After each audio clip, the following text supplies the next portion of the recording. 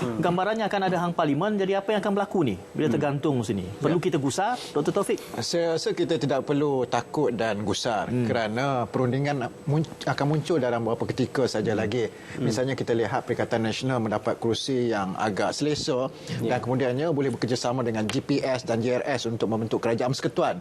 Cuma rundingan itu perlu dibuka dengan keadaan segera, dan bagi saya inilah sebenarnya jawapan yang telah kita terima daripada pengundi-pengundi pada hari ini.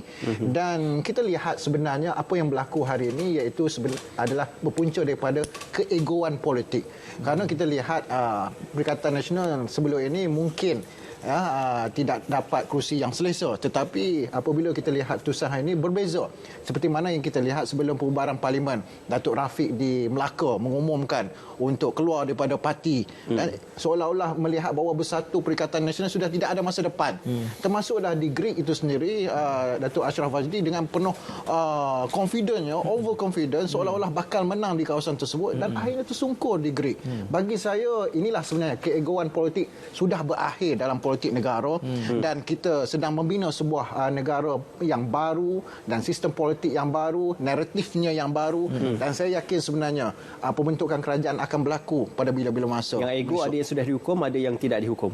Ada yang dihukum dengan begitu kerasnya oleh rakyat, ya, sehingga ada yang tersungkur, hilang Kita menyebutnya belum dihukum. Mungkin ya. Cuma bila kita membayangkan naratif itu dengan keputusan pada hari ini, bagi saya coraknya seperti mencapah ke kiri dan ke kanan. Dalam erti kata begini, dalam musim kempen yang jalur hujah yang dibawakan adalah bahawa Malaysia ini akan dikuasai oleh bukan Melayu. Saya rasa itu naratif yang nampaknya berkesan kepada beberapa calon, ya, termasuk mungkin bahana kepada Nurul Izzah juga. Di waktu yang sama, pengundi bandar, saya ada bacaan yang sedikit berbeza. Saya rasa macam belahan itu semakin jelas bahawa mereka yang termakan dengan kempen mengatakan BAP ini ancaman, dan pihak yang berfikiran terbuka, dan mereka bukan hanya terbelah dari segi pemikiran, terbelah pula dari segi kependudukan bandar dan luar bandar. Syahid. Ya, betul. Jadi kalau katakan perlu ada konsolidasi politik nanti, naratifnya kena ada this consolidation dari segi nilai. Dalam istilah kami disebut linking scriptnya lah. Yes, that's right. nak menyantuni perbezaan cerita ni. Semasa election memang anything goes.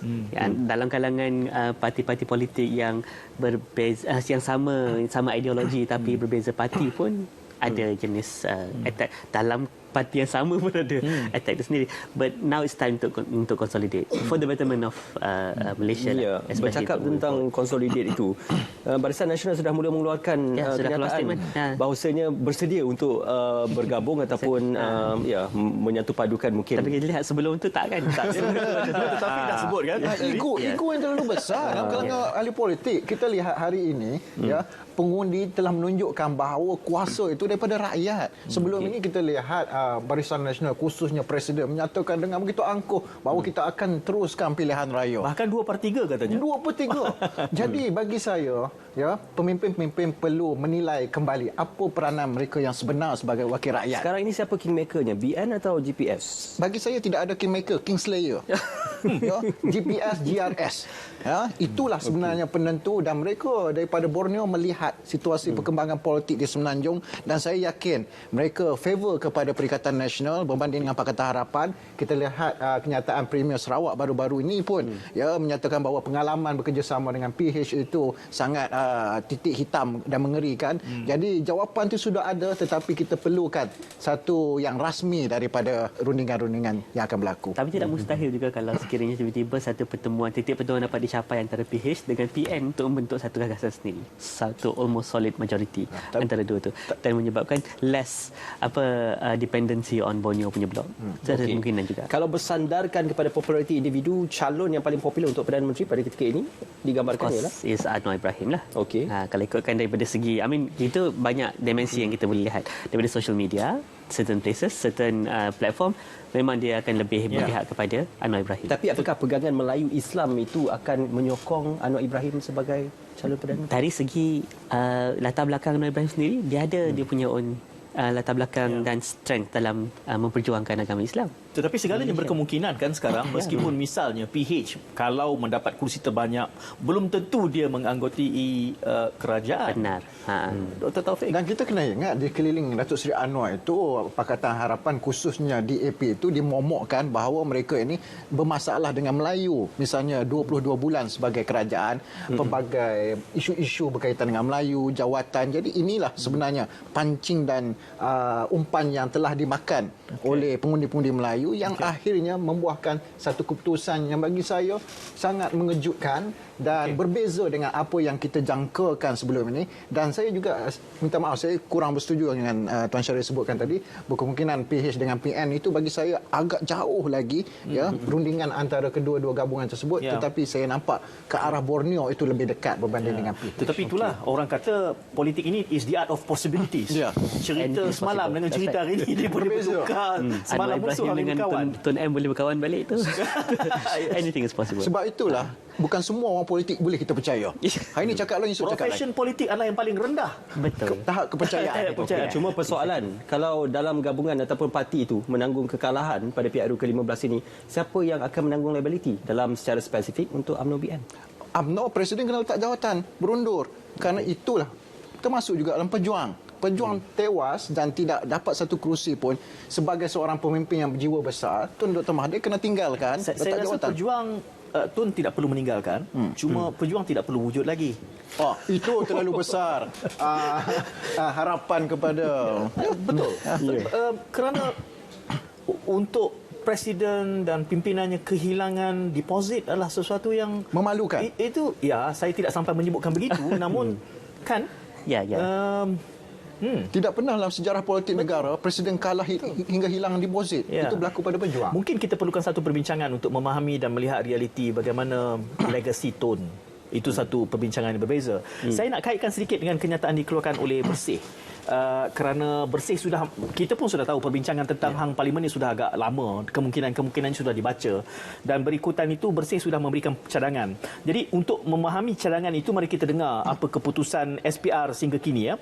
192 kerusi SPR sudah umumkan secara rasmi, 61 Pakatan Harapan, Perikatan 41, BN 28, PAS 22, GPS 22, GRS 6. Ya.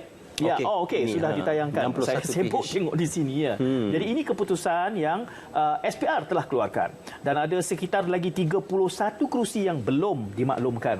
Cuma yang harus kita fahami di sini, warna-warna ini mewakili, misalnya untuk memahami PH, ia harus dikira dan diperhitungkan sekali dengan DAP dan MUDA. Begitu juga Perikatan harus dibacakan PN dan PAS. Jadi dalam peringkat ini saya lihat PH 67, PN 62. Tetapi kita sebutkan tadi beberapa kemungkinan gabungan-gabungan sebagaimana.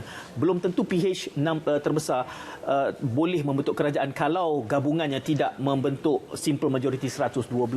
Dalam kedudukan ini, apa yang dicadangkan oleh Bersih itu menarik untuk kita telusuri, kerana dia kata ada beberapa model untuk mencapai kestabilan. Harus diberikan kepada parti yang punya jumlah kerusi terbesar. Peluang, ini gambarannya. Kedudukannya 192 daripada 220. Sudah semakin sedikit yang kita perlu tunggu. Cadangannya adalah supaya parti yang terbesar mendapat kerusi perlu diberi ruang tempoh tertentu membentuk gabungan. Kalau gagal, baru diberi kepada gabungan yang kedua. Supaya lebih stabil. Itu cadangan yang diberikan. Saya tengok Dr. Taufik menggeling di situ. Saya bagi ruang Dr. Taufik dulu. Saya tak setuju kerana tidak ada dalam perlembagaan perkara tersebut. Yang ada dalam perlembagaan, jika Yang di-Pertuan Agong sudah yakin ada satu wakil mendapat kepercayaan majoriti. Jadi kita dalam hal ini kita kena ikut perlembagaan, bukan ikut sedap rasa Bersih. Jadi dalam konteks ini saya yakin sebenarnya berbalik kepada perkenan ataupun budi bicara si padu kebaginda untuk menentukan berdasarkan. Tapi bagaimana tuanku ingin menentukan mereka yang mempunyai kerusi yang terbanyak di dalam parlimen? Kita sudah ada proses sebelum ini. Tuan Syed, misalnya tuanku boleh memanggil seorang demi seorang ataupun menerusi gabungan-gabungan parti politik untuk menentukan siapa yang boleh menjadi Perdana Menteri. Kerajaan gabungan mungkin? Ya, kerajaan campuran. Ya, kalau kerajaan campuran, maka ia tidak lagi memperhitungkan soal pakatan-pakatan. Itu tidak perlu. Still pada siapa yang Indian dipercayai untuk mengemudikan gabungan. Cuma persoalannya, kalau gabungan ataupun conversation itu berlaku dan juga bargaining itu berlaku, apakah ia akan merealisasikan janji Datuk Seri Anwar Ibrahim untuk mengecilkan jumlah parlimen? Kerana nak ataupun tidak, penawaran berkenaan tentang jawatan bagi menteri dan timbalan menteri mesti dilaksanakan, ataupun mungkin perjawatan khas duta-duta yang akan diwujudkan. Jadi bagaimana itu akan menjadi suatu percaturan ataupun perbincangan di meja bulat bagi yang ingin berbincang nanti? Saya rasa memang itu akan jadi the carrot yang dia boleh dangle kepada siapa yang akan bersama dengan Datuk Seri Anwar Ibrahim. Tapi kalau saya di tempatnya, saya rasa pihak pertama yang saya akan cuba discuss adalah GPS terus. Pasal itulah yang terdekat untuk menghasilkan kerajaan secepat mungkin tanpa perlu melalui proses ni. Calon TPM daripada GPS? Mungkin itu mungkin antara benda yang senang untuk tahu. Kalau lihat dalam hari-hari terakhir pilihan raya, DAP pun dah mula membuka ruang perbincangan dengan GPS, dan GPS pun nampak kurang, walaupun ada statement-statement daripada Premier yang cakap berkenaan dengan kemungkinan tak berapa nak suka dengan PH ni, tapi dia punya teori itu saya cuba kira PH kalau bergabung dengan GPS baru mencapai 90 kerusi. Jadi gabungannya tidak boleh melibatkan 2, perlu lebih. Dengan GRS kali ya? GRS, okey. Yes. Kalau dengan GRS, pada peringkat ini 96. Masih belum cukup. Tapi kita masih ada lagi. Jadi kita Kita ada 30 kursi lagi yang menentukan 30 kursi siapa lagi. kerajaan selepas ini. Okey, satu lagi kita nak kongsikan perkongsian paparan grafik bersama dengan anda. Apa yang bakal kita saksikan, jom kita keluarkan di saat-saat kita menghitung dan juga mengira kerusi-kerusi yang berbaki pada ketika ini. Okey, ini komposisi, warna-warna ini melambangkan kerusi-kerusi yang dimenangi mengikut kepada warna komposisi gabungan parti ataupun parti sendiri. PAS sudah pasti di Terengganu dan juga di Kelantan, Perikatan Nasional, juga Cemerlang, Pakatan Harapan, juga di kawasan-kawasan dan juga kerusi-kerusi yang kebiasaan dan juga disandang oleh mereka, juga di Sabah dan juga Sarawak. GPS yang terbesar di Sarawak dan juga Warisan ada 3 di situ, GRS juga ada, Bebas juga ada diselitkan di situ, PBM dan juga Muda 1. Okey, itu perkongsiannya boleh kita bawakan sekarang. 192 daripada 220 kerusi, 2 yang tidak dipertandingkan, dijalankan. Kalau berdasarkan kepada website SPR sudah mencapai 196 kerusi, maka kita hanya menantikan sekitar berapa saja lagi sebelum kita dapat mendapat gambaran. Cuma yang ternanti-nantikan itulah tadi, soal pakatannya bagaimana, soal memimpin bagaimana. Kita menjangkakan bahawa malam ini memang mungkin tidak simple majority-nya pun tidak boleh diumumkan. Selalunya pada peringkat ini SPR sudah membuat pengumuman simple majority oleh sekian-sekian. Ini buat pertama kali SPR tidak mampu untuk ataupun tidak boleh kerana tidak jelas dalam hal ini. Syaril. Tapi kalau kita lihat PN dah mula bincang, dah mula sama memimpin untuk membentuk kerajaan gabungan. So mungkin mereka dah lihat yang they have the best leg up untuk membentuk kerajaan. Pasal satu, kerjasama yang dah ada terbentuk dengan GPS dan juga dengan GRS. So gabungan semua itu dan kemungkinan parti-parti kecil PBM apa semua ni yang mungkin senang sikit untuk dia nak dapat support tu, memberi dia lebih kelebihan untuk terus membentuk kerajaan. Dan nampaknya sekarang ni pun BN pun dah dapat ditamkan sikit. So mungkin senang sikit untuk dia. Sebelum ni dia terpaksa minta bargaining chip tu pada tangan PN sekarang ni. So bukan saja bargaining untuk kita membentuk kerajaan, tetapi janji kepada manifesto. Ya, kita sedia maklum memang diabaikan manifesto, bukan kitab suci, tetapi kalau sudah digabung itu, bagaimana manifesto itu boleh digabungkan? Contohlah, kalau sebagai contoh PN dan PH. PN mencadangkan KWSP dikeluarkan, tetapi PH mengatakan itu tidak relevan dan tidak logik kerana zaman mengeluarkan KWSP sudah berlalu. Kita sudah keluar daripada pandemik dan beralih kepada endemik. Jadi bagaimana perkara ini diselesaikan sebelum mereka membentuk kerajaan? Ya, sebab itulah manifesto ini tidak terikat. Maka boleh ada pengeluaran ataupun tidak terhadap intipati manifesto tersebut. Dan saya yakin sebenarnya mana-mana kerajaan yang ditubuhkan selepas ini, saya selalu berkata hal ini, mesti pindah perlembagaan, masukkan manifesto sebagai perkara yang wajib dilaksanakan oleh mana-mana gabungan yang berjaya memerintah kerajaan. Dan saya juga suka melihat jika berlaku sebuah kerajaan campuran antara Perikatan Nasional, GPS ataupun dengan Barisan Nasional sedikit, maka yang untungnya rakyat. Kerana manifesto yang dibawa oleh Barisan Nasional, Perikatan Nasional, dan sudah tentu GPS sudah ada manifesto persendirian di Sarawak. Jadi keadaan ini sebenarnya menguntungkan rakyat. Maka rakyat kena tuntut, rakyat kena pastikan bahawa manifesto yang telah dihidangkan kepada kita itu, kalau tidak ditunaikan, maka hukum mereka lampiayu 16 yang akan datang 5 tahun. Cuma dalam kedudukan bergabung, kalau mereka perlu consolidate balik apa juga manifesto yang telah dijanjikan. Kalau penggabungan antara parti yang selangkah tu, lebih kurang macam yang disebut tu, dan senang pasal dia punya economic punya values tu sama, banyak memberi dan sebagainya. Tapi kalau katakan macam antara pakatan dengan pakatan dengan perikatan, dan mungkin ada pertemuan. So dekat situlah dia kena pandailah cari titik tengah antara masing-masing tu. Awal-awal tadi pun saya dah beritahu kata kalau katakan ada berlakunya penggabungan antara parti politik, tak semestinya gabungan dan gabungan, ya. Pasal undang-undang anti lompat parti tak terhad kepada parti. So kalau katakan parti itu keluar dan ada berlakunya political realignment, setiap parti still nak akan cuba pastikan dia punya janji dalam manifesto tertunai dalam masa 5 tahun ni, supaya dia boleh build trust dengan dia punya pengundi-pengundi. Mungkin Tan Sri Muhyiddin Yassin belum mengeluarkan sebarang kenyataan rasmi, tetapi dalam beberapa hari ini Datuk Tauhidin Hassan, malah Tok Guru Hadi Awang juga mengeluarkan kenyataan akan membawa gambaran berkenaan tentang penggabungan dengan Barisan Nasional. Jadi masih lagi Barisan Nasional itu dikaitkan dan juga dipautkan dengan Perikatan Nasional. Tidak bolehkah Perikatan Nasional menjauhkan daripada Barisan Nasional? Saya rasa sekarang pergandungannya ada pasal numbers tu nak so siapa yang boleh bentuk kerajaan. There's no choice at the moment. Tapi pada masa tersebut bukan hanya cerita berkenaan dengan penggabungan PN dan BN. Dia PAS keluar daripada PN bergabung dengan UMNO, itu kisahnya. Yang orang insinuate daripada statement daripada Taqiyuddin pada masa tersebut, tapi kuat cepat dineutralkan oleh Tuan Guru bila benda tu jadi out of hand. So mungkin perkara tu dah jadi macam cerita belakang.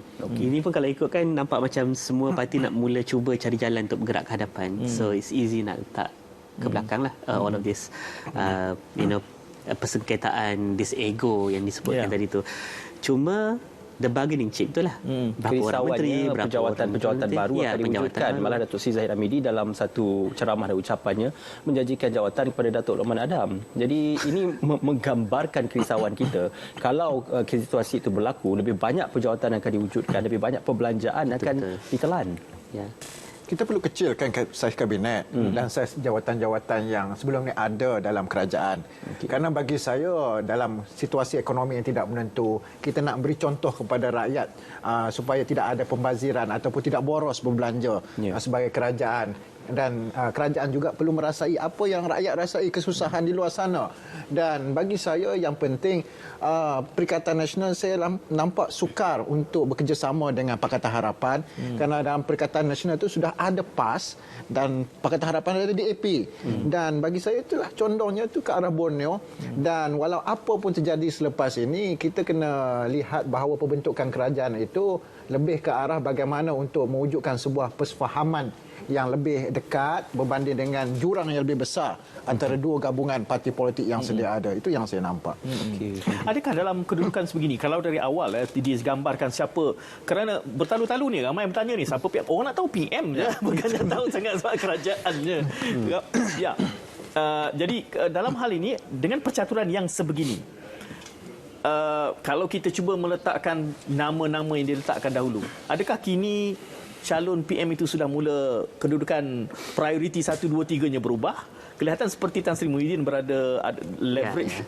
Saya nampak keadaan tersebut. Tan Sri Muhyiddin Yassin sedang berada di peringkat atas. Dan bagi saya tak perlulah wujud jawatan Menteri Kanan selepas ini untuk memberi tawaran kepada gabungan-gabungan ataupun parti-parti politik yang lain daripada Sarawak, Sabah. Wujudkan terus jawatan Timbalan Perdana Menteri. Ini memberi gambaran yang jelas bahawa Menteri Kanan itu adalah jawatan Timbalan Perdana Menteri. Kenapa perlu dibazirkan sehingga 4 Menteri Kanan, seolah-olah kita nak menarik pengaruh daripada kumpulan atau parti-parti tersebut yang akhirnya rakyat melihat bahawa itu adalah keborosan dan pembaziran. Tapi di waktu yang sama juga kita tidak boleh menafikan bahawa Datuk Seri Anwar ini adalah seorang yang sangat cunning, kalau boleh kita gunakan istilah begitu, untuk membincangkan soal GPS dan JRS. Bahkan sebelum ini ada juga yang tular mengatakan bahawa sudah pun ada perbincangan dengan Barisan Nasional. Benar atau tidak itu subjek kepada realiti untuk kita cek bersama. Tetapi itu satu reality option juga. Tadi itu sebut kataan check and balance. Dalam PKR ada check and balance dengan Rafizi.